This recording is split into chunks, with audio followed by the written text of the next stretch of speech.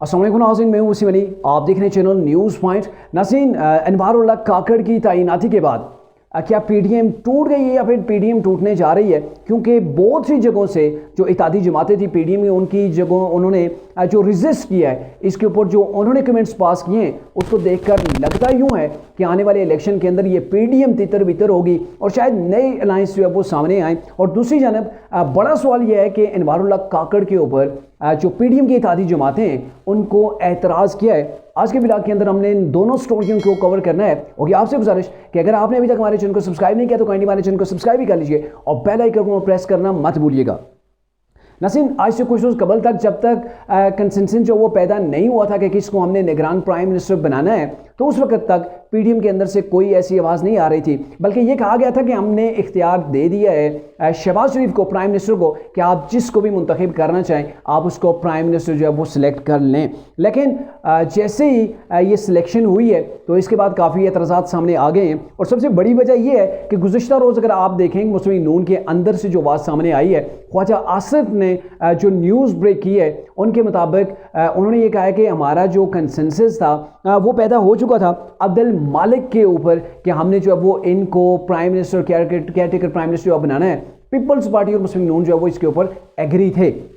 लेकिन पता नहीं क्या हुआ कि एंड टाइम के ऊपर मुस्लिम नून भी इससे स्लिप हो गई और पीपल्स पार्टी को भी स्लिप होना पड़ा। और शायद पीपल्स पार्टी को तो शायद इसकी पता ही ना हुआ हो कि किस शख्स को जो है वो मुंतखब किया गया है। और वैसे बेसिकली अगर आपको बताया जाए तो जब तक जो है वो ये चीज़ क्लियर नहीं हुई थी तो उस वक्त बहुत से नाम जो है वो गर्दिश के अंदर थे और ये काकड़ साहब का नाम तो कहीं दूर दूर तक सुनाई नहीं दे रहा था। ना ही मीडिया के ऊपर किसी ने बात की थी कि काकड़ साहब के भी चांसेस हैं कि ये भी केयर टेकर प्राइम मिनिस्टर बन सकते हैं। ये नहीं कि इस नाम को बड़ा ही सीक्रेट रखा गया और एन वक्त के ऊपर जो है वो इन्हें ये नाम जो है वो दिया गया कि आपने इसी को सिलेक्ट करना है, इसके अलावा आपके पास कोई चांस नहीं है। और मेरे ख्याल में पीपल्स पार्टी भी अब इसके ऊपर बोल नहीं रही है, क्योंकि ये शख्स की जो इंतखाब हुआ है ना, ये पीपल्स पार्टी, मुस्लिम नून, JUI, ये दीगर जमातों की जानिब से नहीं हुआ है, कहीं और से ये नाम आया है। और आप पीपल्स पार्टी भी नहीं चाहती कि इसके खिलाफ बात की जाए, क्योंकि उन्हें पता है कि आने वाले दिनों के अंदर अगर इलेक्शन होते हैं तो इस चीज़ का हमें खमियाजा भुगतना पड़ सकता है। जो नाम सामने आए हैं, जिन लोगों ने एतराज़ किया है, अख्तर मेंगल हैं, सरदार अख्तर मेंगल। उन्होंने सबसे पहले, जो कि पीडीएम के अलायंस के अंदर हैं, उन्होंने सबसे पहले लेटर लिखा है नवाज शरीफ को, इसके ऊपर एतराज़ किया है कि इस शख्स को, जो आपने जिस शख्स का इंतखाब किया है, इसके बाद यूँ समझ लें कि हम तो अपना बोरी बिस्तर बांध लें या फिर हमारी सियासत से ही छुट्टी हो जाएगी,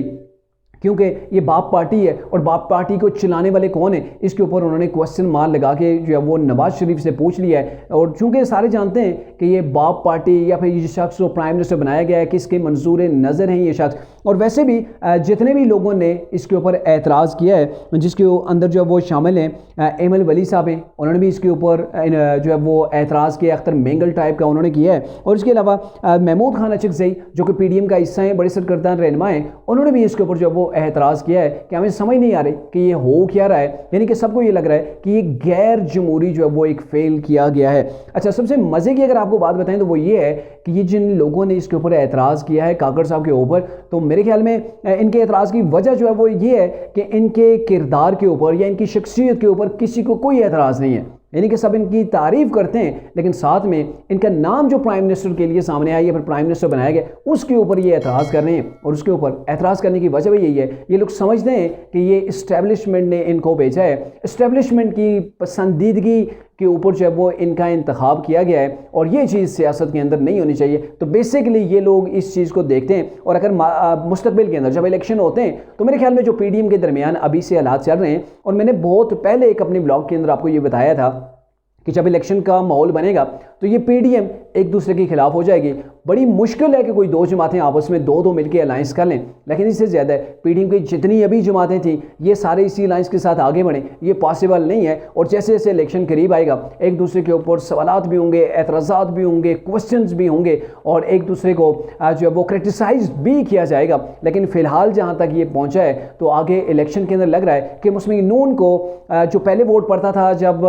वोट को 102 का नारा मियां साहब ने लगाया था, लेकिन अब उनको एंटी स्टैब्लिशमेंट जो जो उनको वोट मिलता था अब उनको वो मेरे ख्याल में नहीं मिलेगा। वो अगर मिलेगा तो वो तरीके इंसाफ के लोग, अगर उनको टिकट मिला, बल्ले का निशान मिला तो उनको होगा, या फिर जो तरीके इंसाफ के आज़ाद कैंडिडेट होंगे उनको एंटी स्टैब्लिशमेंट के बयानिए के ऊपर जो है वो वोट मिलेगा। लेकिन मुस्लिम नून का जो बड़ा वोट था जो एंटी स्टैब्लिशमेंट के बयानिए के ऊपर मियाँ साहब जो वो ले लेते थे, लेकिन इस बार उनको वो वोट मिलना बड़ा मुश्किल हो जाएगा।